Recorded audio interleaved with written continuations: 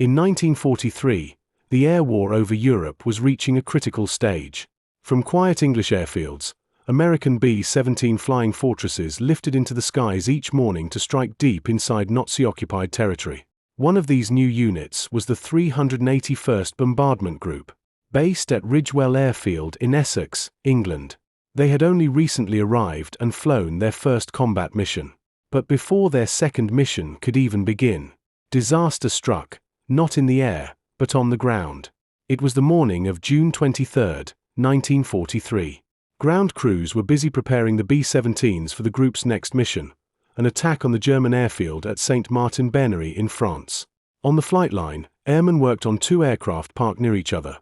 B-17 No. 42 30024, nicknamed Caroline, and another, 42 29992. Crews were loading 16 300-pound bombs into Caroline's bomb bay. Inside the aircraft, several of Lieutenant Robert Withers' crew members were cleaning their machine guns. Nearby, electrical specialists worked on the tail wheel. Everything appeared routine. But at 11 a.m., without warning, a powerful explosion ripped through the aircraft. Seconds later, a second blast followed, even stronger than the first. The shockwave rolled across the airfield, flattening buildings, shattering windows, and sending debris high into the air. Witnesses said the explosion blew the ship from the face of the earth.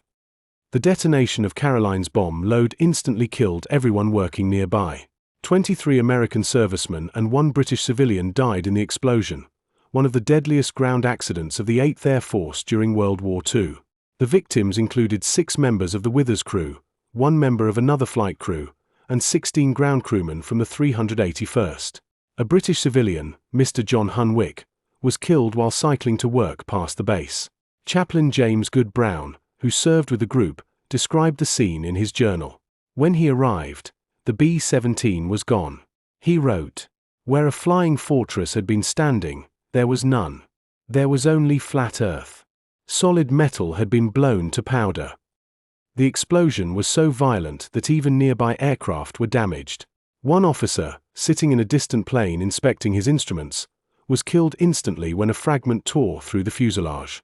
Among the first responders was Sergeant Gerald Reason, the chief armament inspector. Amid the burning wreckage, he found that 3 bombs had not exploded. Ignoring the danger, Reason entered the flames and defused each of the bombs by hand, preventing an even greater disaster. His bravery was noted in official reports as an extraordinary act of heroism. An investigation followed, but the exact cause of the explosion was never fully determined.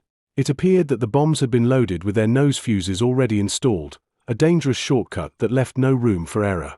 Whether one bomb was dropped or a fuse malfunctioned could not be confirmed, since all personnel involved were killed instantly.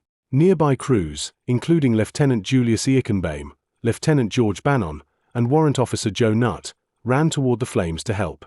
They rescued wounded men, including Private First Class Glenn Birkland, who had suffered a severe leg injury, and then worked to defuse bombs on the nearby B-17s to prevent further explosions. Colonel Joseph Nazero, the group's commanding officer, arrived soon after. He immediately ordered the area cleared and the fires extinguished.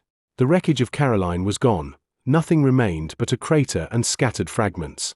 Despite the devastation, the mission for that day went ahead as planned. That afternoon, Colonel Nazero led the group on their second combat mission over France. There were no losses in the air, but 23 men were missing from the flight line. 3 days later, on June 26, 1943, a funeral was held for the victims at the Brookwood American Cemetery in Surrey, about 25 miles south of London. Chaplain Brown conducted the ceremony himself. There were too many caskets for the small chapel, so the service was held outdoors among the graves. Each coffin was draped with the American flag. Most of the 381st could not attend. They remained on duty at Ridgewell, continuing to prepare for the next day's mission.